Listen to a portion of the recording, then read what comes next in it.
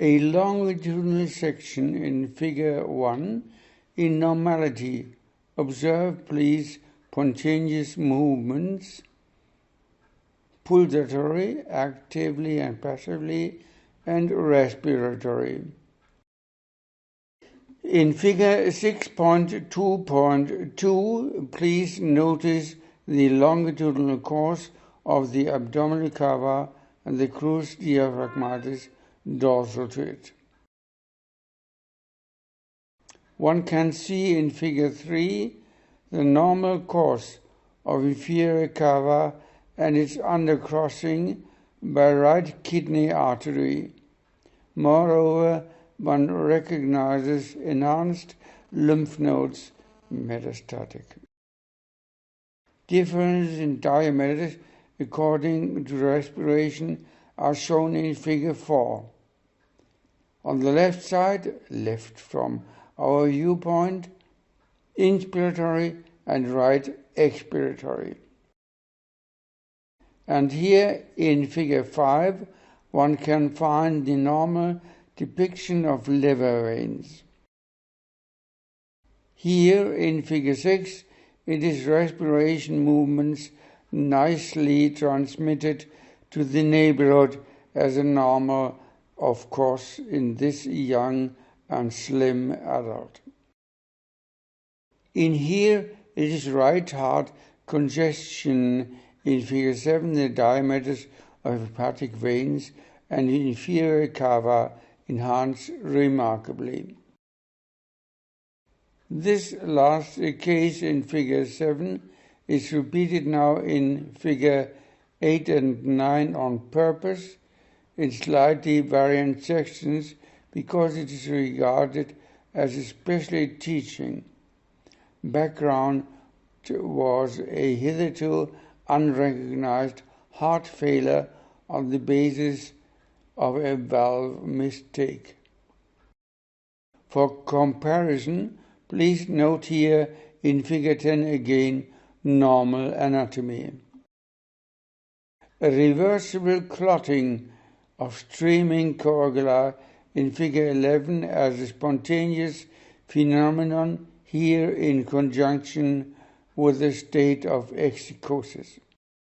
An end-stage metastasing in Figure 12 of an ovarian carcinoma is shown.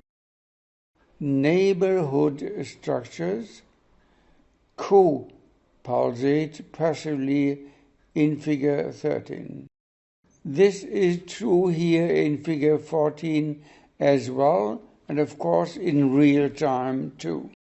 Please note this peri-aortal lymphadenopathy in Figure 15, metastatic as well.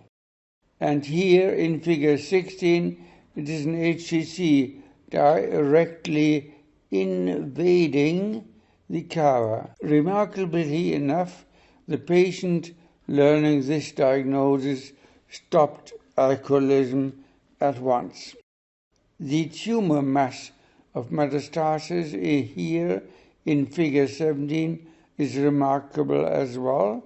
Its origin was a renal carcinoma of the right side. This was true as well here in Figure 18 with direct visualization of the renal tumor.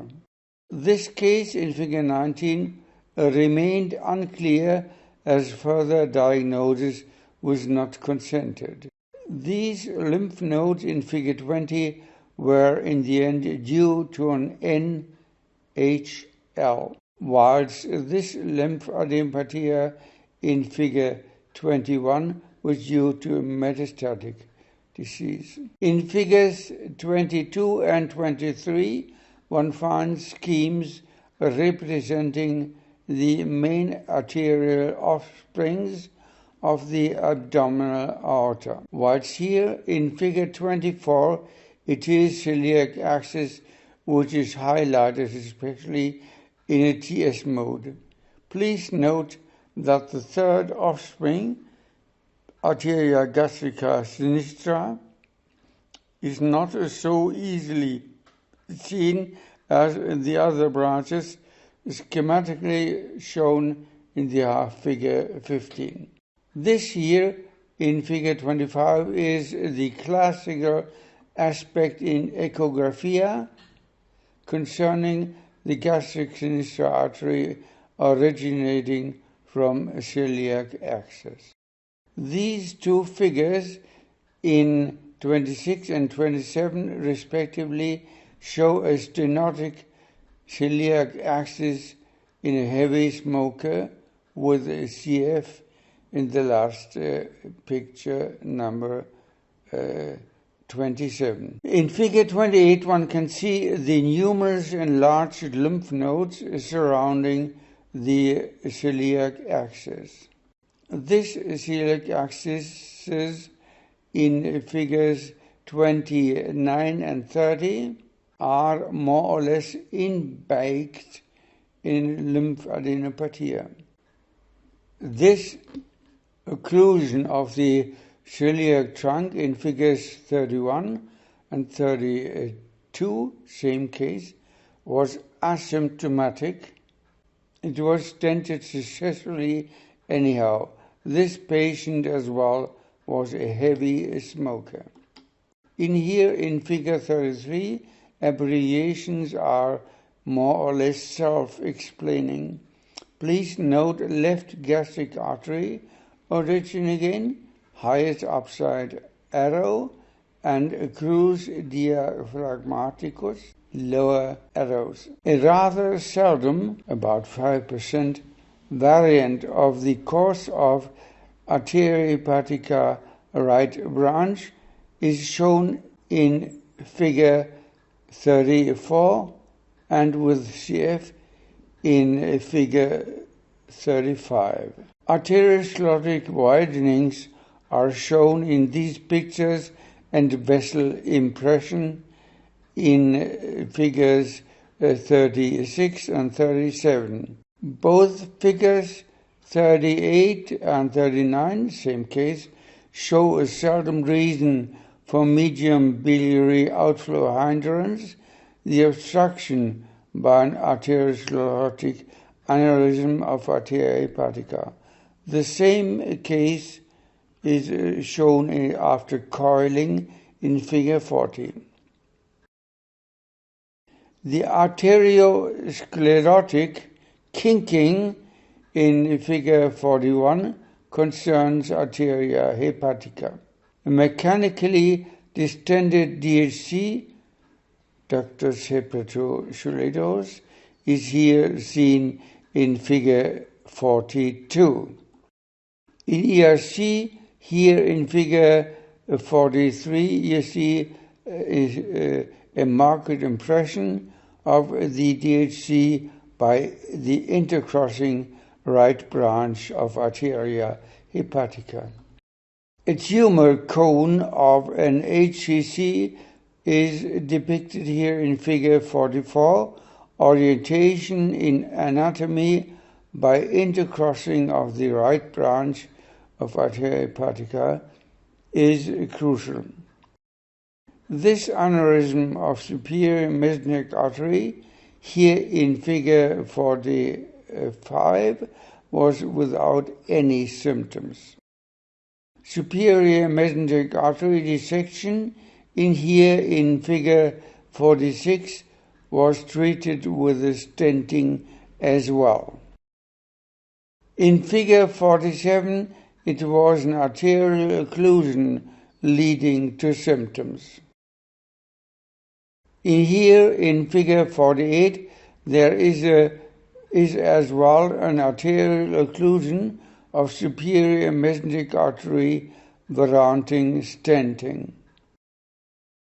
The case in figure 49, however, shows a partial thrombosis of Lionel vein in the course of a pancreatitis, and it vanished spontaneously.